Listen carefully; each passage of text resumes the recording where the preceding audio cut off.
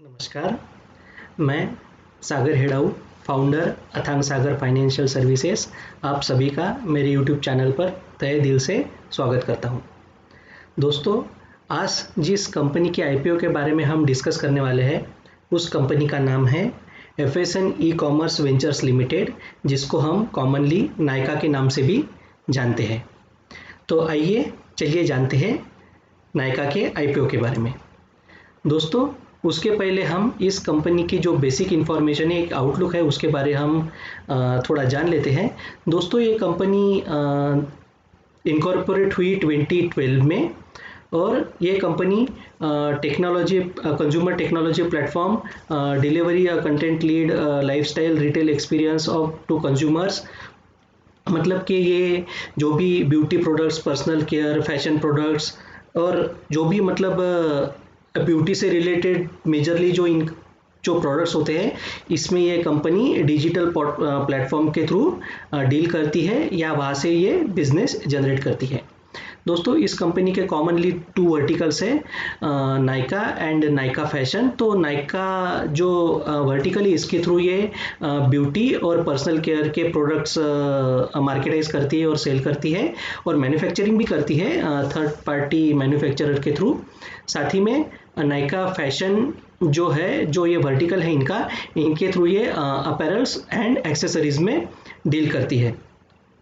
तो जैसा कि यहाँ पर आप देख सकते हैं, company beauty and personal care offering करती है। कंपनी के पास ऑलमोस्ट 2 lakhs SKUs है। SKUs मतलब है स्टॉक कीपिंग यूनिट्स, मतलब ये जो प्रोडक्ट्स जो ये मैन्युफैक्चर करती है थर्ड पार्टी के थ्रू, तो ये इनके इन्वेंटरी स्टोर्स हम कॉमनली जिसे कह सकते हैं, तो इनके थ्रू ये इनका सेलिंग या मतलब हम क्या कह सकते हैं, बिजनेस इनका ये रन करते हैं। ठीक है। कंपनी जैसे मेकअप के जो प्रोडक्ट्स है, skin care, hair care, bath and body, fragrance, grooming, appliances, personal care, health wellness category, इस तरह की बहुत सारी कैटेगरीज में कंपनी डील करती है या मैन्युफैक्चर करती है। ठीक है। कंपनी का ये कहना है कि कंपनी के पास 1350 ब्रांड्स हैं और ऑलमोस्ट मतलब 1.8 मिलियन SKUs के थ्रू ये ऑल ओवर इंडिया में ऑपरेट करती है, जिसमें इनके 4 कंज्यूमर डिविजन्स भी है, women, main, kids and home related जो कुछ भी इनके ब्यूटी प्रोडक्ट्स और अप्लायंसेस रहते हैं, उसमें भी ये कंपनी डील करती है। ठीक है। कंपनी के प्रोमोटर के बारे में जान लेते हैं। कंपनी के प्रोमोटर है फाल्गुनी नायर, संजय नायर और इनकी फैमिली की जो ट्रस्ट है उसमें बेसिकली मैं यहाँ पर एक पॉइंट ऐसा मेंशन करना चाहूँगा कि जो फाउंडर जो है मिस फाल्गुनी नायर, तो यही कंपनी को अभी लीड कर रही है, मतलब जो फाउंडर थे वही फिलहाल इस कंपनी को लीड कर रहे हैं। ठीक है। और इसमें थोड़ा डिटेल में मैं थोड़ा आपको बताना चाहूँगा कि कंपनी नायका कॉस्मेटिक्स हो गया, नायका नेचुरल्स हो गया, नायका ब्यूटी प्रोडक्ट्स के बारे में और पर्सनल केयर के बारे में मैंने आपको बताई है, और नायका अपैरल्स और एक्सेसरीज के थ्रू भी कंपनी अपना बिजनेस जनरेट करती है। तो बेसिकली कंपनी का जो मेजर जो प्रोडक्ट्स है, मेजर जो चंद प्रोडक्ट्स हैं इनके, तो वो ब्यूटी और ब्यूटी से रिलेटेड ही प्रोडक्ट्स हैं। ठीक है। अभी हम बेसिकली देखेंगे कि जो अभी आईपीओ जो आ रहा है नायका का, उसके फाइनेंशियल्स के बारे में। तो दोस्तों, नायका का आईपीओ 28 अक्टूबर को लॉन्च हो चुका है और इसकी लास्ट डेट 1 नवंबर है। जैसा कि आप देख सकते हैं, कंपनी का जो आईपीओ का जो प्राइस बैंड है वो 1085 से लेकर 1125 रुपये का है। मतलब लोअर साइड में जो प्राइस है वो है 1085 रुपये और अपर साइड में जो प्राइस दिया गया है वो एक है 1125 रुपये। नंबर ऑफ लॉट में जो नंबर ऑफ जो शेयर्स आएंगे वो 12 शेयर्स रहेंगे। कंपनी का जो टोटल आईपीओ जो साइज है वो है 5352 करोड़ का। उसमें कंपनी फ्रेश इक्विटी के through 630 crore equity fund raise कर रही है और साथ ही में OFS के थ्रू कंपनी 4722 करोड़ के शेयर्स बेच रही है OFS के थ्रू। तो आईपीओ के पहले प्रमोटर की जो होल्डिंग थी कंपनी में वो थी 54.22% और आईपीओ के बाद प्रमोटर की जो होल्डिंग रहने वाली है वो रहने वाली है 52.56%। ठीक है, कंपनी आज का आईपीओ का दूसरा दिन है और अब तक क्यूआईबी मतलब क्वालिफाइड इंस्टीट्यूशनल बायर जो होते हैं उनका जो कोटा है, एक्चुअली उनका कोटा 75% है, तो वो 4.72 टाइम्स सब्सक्राइब हो चुका है। नॉन इंस्टीट्यूशनल बायर जो है उनका जो कोटा था वो 15% था, तो उनका भी जो कोटा था वो 4.17 टाइम्स सब्सक्राइब हो चुका है।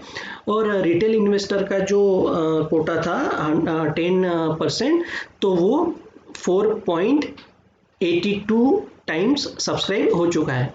दोस्तों यहाँ पर मैं एक चीज़ ऐसी मेंशन करना चाहूँगा कि इस तरह के जो आईपीओज होते हैं जो कि ज़्यादातर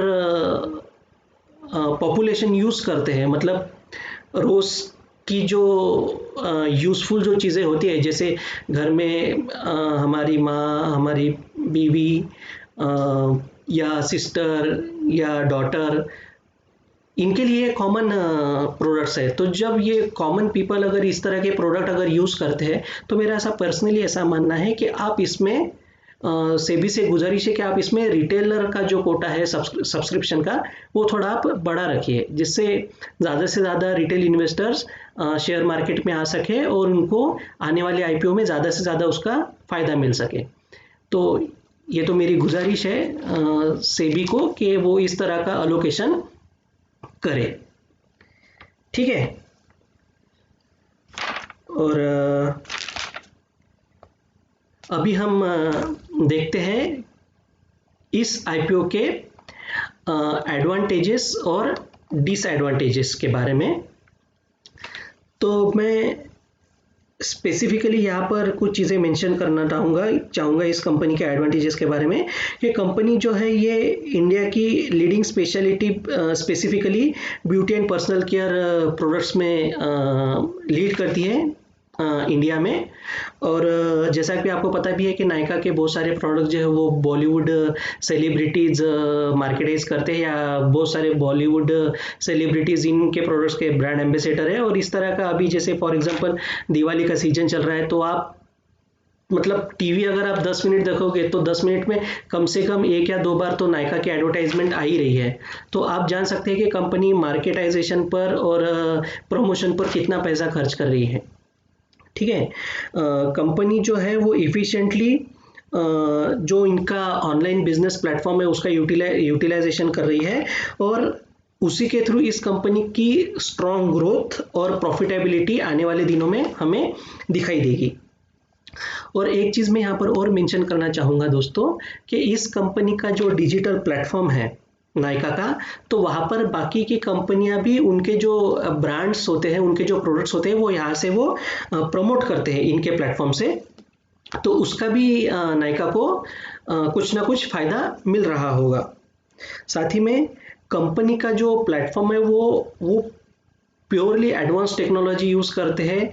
ब्रांड की जो प्रमोशन होती है उसकी प्लेसिंग जो होती है वो बहुत अच्छे तरीके से वो मार्केटाइज कर रहे हैं या प्रमोट कर रहे हैं। इनके प्रोडक्ट्स की क्वालिटी, उसका रिप्रेजेंटेशन बहुत ही बढ़िया है। मैंने भी 3-4 वेबसाइट्स पर इस कंपनी के प्रोडक्ट्स मैंने देखे, उनका प्रेजेंटेशन देखा, तो बहुत ही अच्छे तरीके से पावर ऑफ कन्विंसिंग ये यूज़ करते हैं और कस्टमर को कन्विंस करने का 100% ये ट्राई करते हैं।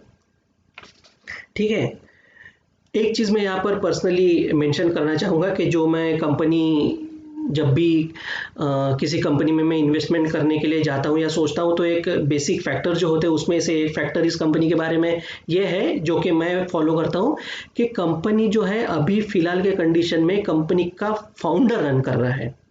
और आप विश्वास करिए दोस्तों, अगर कोई कंपनी का एग्जिस्टिंग मेंबर अगर फाउंडर अगर होगा तो वो अपना खून पसीना एक कर देता है उस कंपनी को लीड करने के लिए। बिलीव मी, वो उस कंपनी के लिए है दिन रात मेहनत करता है, और ये बहुत अच्छी चीज़ होती है किसी कंपनी के लिए। उस कंपनी में इन्वेस्टमेंट हमें करनी चाहिए या नहीं करनी चाहिए। अगर किसी कंपनी का फाउंडर अगर उस कंपनी को करंट कंडीशन में अगर प्रमोट कर रहा है या उस कंपनी को रन कर रहा है, तो दोस्तों आप सच में विश्वास रखिए, आपको उस कंपनी में इन्वेस्टमेंट करना ही चाहिए। ये मेरा पर्सनल ओपिनियन है। मैं ये जो फैक्टर्स जो होते हैं कंपनी के बारे में, तो उसमें से ये मेरा एक फैक्टर है जो मैं इन्वेस्टमेंट के पहले कंपनी में देखता हूँ। ठीक है, तो ये बात हो गई एडवांटेजेस के बारे में। जैसा कि एडवांटेजेस के साथ डिसएडवांटेजेस भी आते हैं, तो हम ज़्यादा नहीं है लेकिन कुछ है जो मुझे लगे वो मैं आपके साथ शेयर करना चाहता हूँ। कंपनी जो है इसके प्रोडक्ट्स बहुत ही प्रीमियम है। ठीक है, तो मतलब मिडिल क्लास फैमिली अगर इस कंपनी के अगर प्रोडक्ट्स अगर बाय करना भी चाहे तो हो सकता है मे बी कि उनको ये प्रोडक्ट्स ज़्यादा महंगे लगे। बेसिकली इस कंपनी के जो पोटेंशियल कस्टमर्स हैं वो मेट्रो सिटीज़ में ही है। इनके जो जैसे कि मैनेजमेंट की कमेंट्री मैंने सुनी, उनका ये कहना है कि जो फंड ये आईपीओ के बाद रेस करने वाले हैं तो उसमें से ये कुछ रिटेल स्टोर्स भी ओपन करने वाले हैं। एंड बिलीव मी, वो रिटेल स्टोर्स मेट्रो सिटीज़ में ही रहने वाले हैं। दिल्ली, मुंबई, बेंगलुरु, कोलकाता, हैदराबाद, बड़ी बड़ी सिटीज़ में ही रहने वाले हैं। तो बिजनेस पोटेंशियल तो इस कंपनी का मुझे बहुत ही बढ़िया लग रहा है। लेकिन जैसा कि मिडिल क्लास फैमिली के लिए इनके प्रोडक्ट्स बहुत महंगे लग सकते हैं, तो वो इन प्रोडक्ट्स को बाय कर सके नहीं कि वो पॉइंट ऑफ डाउट है। तो आने वाले दिनों में ये कंपनी उस तरह से भी प्राइसिंग के लिए कुछ ना कुछ सोल्यूशन निकाल कर मिडिल क्लास फैमिलीज के भी प्रोडक्ट लॉन्च कर सकती है।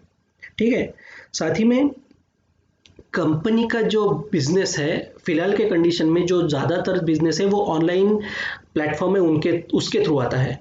तो इंडिया में जैसा कि आपको भी पता है कि ऑनलाइन प्रोडक्ट्स मंगाने में ज़्यादातर लोग हिचकिचाते हैं, या वो उतने एजुकेटेड या वो उतने रिलाई नहीं करते उन प्रोडक्ट्स पर ऑनलाइन करने के लिए। बेसिकली उतना तो मतलब इंफ्रास्ट्रक्चर भी डेवलप नहीं हुआ है इंडिया में कि वो ऑनलाइन लोगों तक, मतलब जो खेड़ों पाड़ों में जो लोग हैं या टायर 2 टायर 3 सिटीज़ में जो लोग रहते हैं वो बेसिकली ऑनलाइन प्रोडक्ट सप्लाई नहीं करते। तो वो जाते हैं दुकानों में, जो उन्होंने फिजिकली वो उन्होंने देखा तो वो प्रोडक्ट वो बेसिकली बाय करके घर पर लेकर आ सकते हैं। तो ये इस कंपनी के बारे में थोड़ा सा भी हो सकता है, लेकिन ये डिसएडवांटेज मेरे नज़रिए से है। ठीक है, सबसे बड़ा और एक डिसएडवांटेज या पॉइंट ऑफ कॉशन मुझे ये लगता है कि इंडिया में जो ऑनलाइन पोर्टल्स के बारे में या प्लेटफॉर्म के बारे में जो इंडियन गवर्नमेंट की जो पॉलिसीज होती है वो फ्रीक्वेंटली चेंज होते रहती है। तो उसकी वजह से इस कंपनी के बिजनेस मॉडल पर या इस कंपनी के बिजनेस पर थोड़ा असर या काफ़ी हद तक असर पड़ सकता है। तो ये मुझे एक तीसरा डिसएडवांटेज इस कंपनी के बारे में लगा।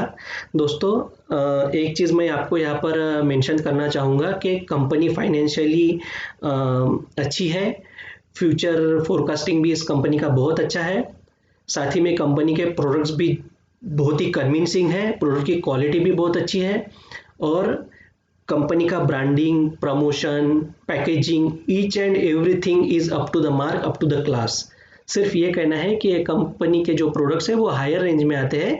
तो मिडिल क्लास फैमिलीज के लिए या उनके लिए भी आने वाले दिनों में ये कंपनी कुछ ना कुछ प्राइस मार्जिन कम करके, इनका प्रॉफिट मार्जिन कम करके, किसी भी तरीके से अगर इनकी सेल बढ़ानी होगी, क्वांटम बढ़ाना होगा, तो ये इस तरह से आगे कुछ मॉडिफिकेशन करके जनरल पब्लिक के लिए भी ये कुछ ना कुछ प्रोडक्ट्स लॉन्च कर सकती है।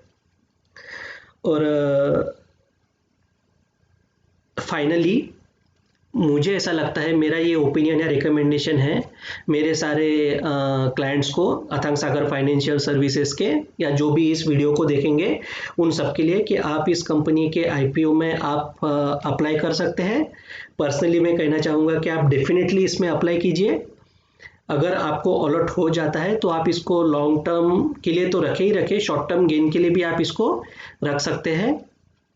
और जिनको अगर लॉन्ग टर्म के लिए रखना है तो वो पोर्टफोलियो में इसको अगर मिल गया तो आप कैरी भी कर सकते हैं। तो इतना मेरा इस वीडियो के बारे में या इस आईपीओ के बारे में मेरा ये रिकमेंडेशन है।